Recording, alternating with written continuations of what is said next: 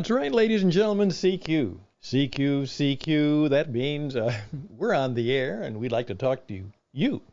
We'd like to talk to anybody. And that old ham radio Morse code is still a part of my long ago lost youth that's when I first fell in love with radio, sending Morse code messages to friends kind of around the world. And then I learned to talk and did that. Hey, a number of you have thought about a little bit of my rather provocative, it wasn't bad, it wasn't nasty, it wasn't mean, but provocative statement yesterday that the deal with Donald Trump certainly was political, and that is still very, very true.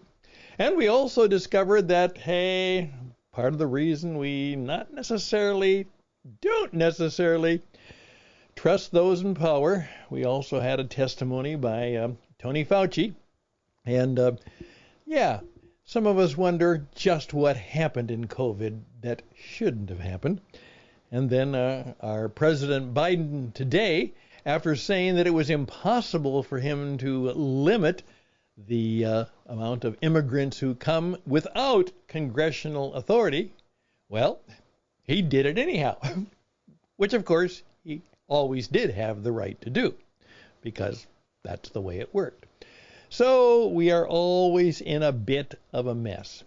However, some of you just simply asked if I were the coach for Donald Trump, and I'm not, and I don't think I would take the job, but knowing what I know about his situation and the fact that I'm a little bit of a history teacher, I think I could make the statement that Trump might learn something from someone we all admire very much, at least most of us.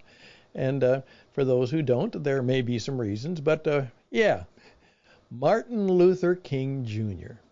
There are some things that Donald Trump, if he is convicted, which he was, and then sentenced perhaps to either prison or to some kind of confinement, what should he do when obviously he wants to be out running for president? What should he do? Well, I think I have an answer to that.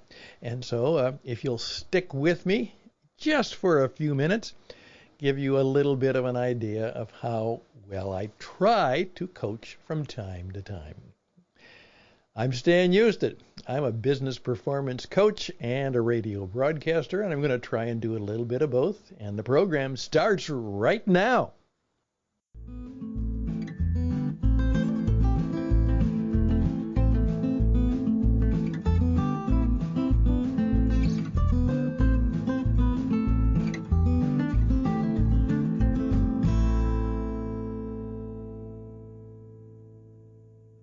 Well, here we go. What do we do? Now, there have been a number of situations where I was called in to coach on very difficult situations. Now, that was not common. Please keep in mind that the reason most people call in a coach is not because they're in a mess or a trouble, at least not my kind of coach. Usually, there are consultants and there are people who specialize in crisis management. That wasn't my specialty. In fact, I was in the business of helping people who were not in trouble, but people who were actually doing quite well, but they wanted to do better. And so they knew the very best have a coach. The line I oftentimes used, which again dates me, what do Michael Jordan and Luciano Pavarotti have in common? Or what does Tiger Woods and Luciano Pavarotti have in common? One, of course, is a world championship golfer. The other one is a world championship basketball player. And Luciano Pavarotti was the world-class opera tenor. Well, here's the answer to the question. Here's what they have in common. They love what they do. Partly because they're very good at what they do because they love what they do. And because they love what they do and because they're very good at what they do, they make a lot of money. And they all have a coach. That's right. That's right. Tiger Woods talked about his father and the other coaches in his life. Michael Jordan talked about his coaching, both, at the University of North Carolina, and Phil Jackson with the Chicago Bulls, and Luciano Pavarotti still, to his very end, had men and women, and particularly specific people, who kept him responsible to practice every day and to get better every day. And they knew the same thing that I learned and still learn in a performing art. If I would go 2 or 3 days without doing my announcing or my speaking, I would begin to lose my edge. And as every athlete will tell you, every performer will tell you, is if you don't practice a little bit at least every day, you begin to lose your edge. So that's kind of how that went. All right. What about, what would Trump do? Well, we don't know what he will do. We don't know what the result will be. We don't know whether he'll win the election or not. That's not the issue. I said yesterday I didn't know. And I still don't know. Obviously, it helped him make a lot of money. So that was helpful. But that may not be the final thing. We've got a number of months to go.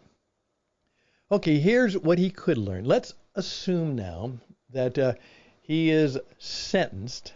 And some people have suggested that what the judge should do is to confine him to house arrest. Send him back and say, okay, go back to your house, your home, and put a bracelet on or an ankle bracelet, and you cannot leave your house.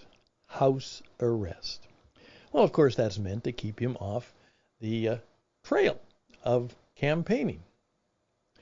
All right, that sounds, I don't think that's very fair. That's not right. Okay. There's something that came out of the civil rights movement, which many of us are aware of. And it came from Martin Luther King, who very, very much was a student of a man named Howard Thurman and Mahatma Gandhi. And he said, civil disobedience, non-violence. All right, it's against the law for a black person to sit at a lunch counter in a Woolworth store, because there's a law against that. So what did they do? They did it anyhow. It's against the law to have a parade in Birmingham, Alabama without a permit. He did it anyhow. And what I would really encourage Trump to do is, you're in Florida. Have your friend DeSantis declare that they will not enforce any ruling against their own citizens from the state of New York. And then just go do it. Leave. Who's going to arrest you? Just do it. Civil disobedience. Don't hurt anybody. Don't cause anybody any trouble. Just go out and campaign, then come back home. What are they going to do about it in New York? They may fine you. They may try and put you in jail. Go ahead. Take the risk. Do it anyhow. You believe it's right? Do it anyhow. Now, of course, Martin Luther King Jr., the Reverend Dr. Martin Luther King Jr., remember that. The man was a minister, a Baptist minister. That's what he was. Now, move into the subject of civil disobedience. Well, guess what happened? On a number of occasions, he was arrested. That's right. He was arrested and put in jail.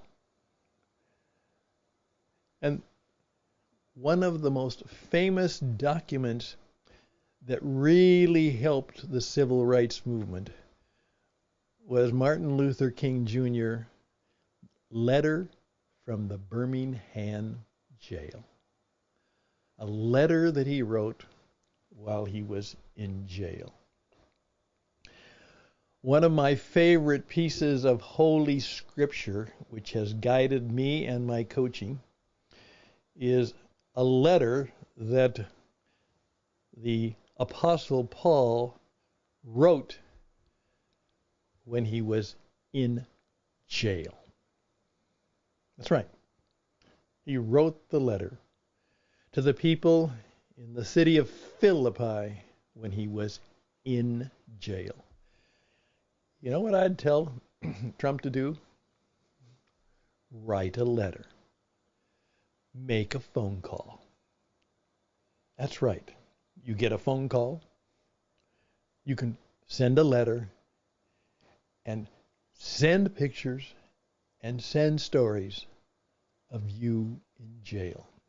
Now, if they're stupid enough to do that, which they might be, that's what you do, because that's what Martin Luther King Jr. would do, and he did it, and he did it well. And perhaps the picture of you being in jail probably would confirm your reelection. Though, as I always said, nothing works all the time because there's something wrong with everything. So it may work and it may not. But give it a try. Take the risk.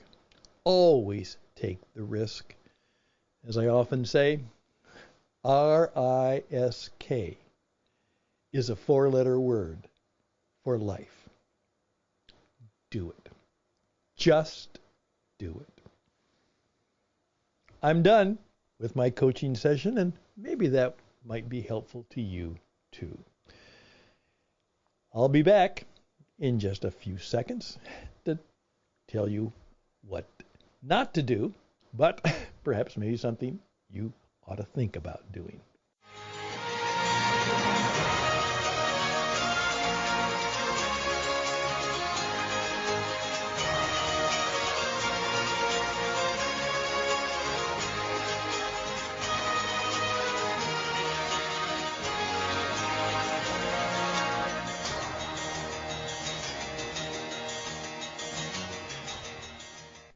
Okay, first of all,